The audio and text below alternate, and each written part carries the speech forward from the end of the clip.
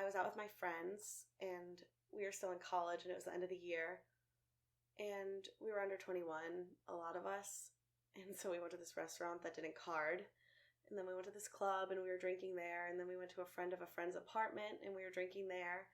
But before we went to his apartment, he and I had been making out in the club. We had a lot of classes together, but I never really talked to him. But by the time I decided to go to his apartment, I was really drunk, and when we started hooking up at his apartment, I was completely shit-faced. And then he just stuck it in. I didn't say no, but I didn't say yes, and I was just so drunk. I mean, I remembered everything the next day. I wasn't blackout. I wasn't unconscious, but that doesn't make it any better. It happened again the next day. We had sex 4 times, none of which he asked before. It just kind of happened. And I wasn't on birth control. I mean, it turned out okay, but that was just dumb luck. And I just can't believe he didn't ask.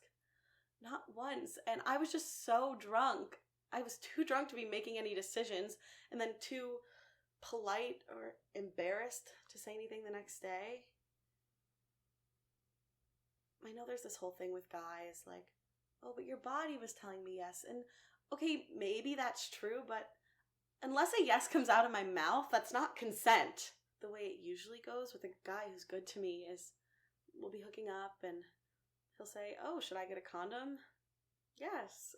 Then I'll say yes. And that's kind of the key word, the golden ticket, golden egg, whatever you want to call it. I didn't talk to him about it afterwards. I was just trying to play it cool because he was friends with all my friends. And I go back and forth like, yeah, it's fine. But it's not fine. Just to be mentally stable, I have to tell myself that it was okay, but I know right now in this moment, it was pretty bad.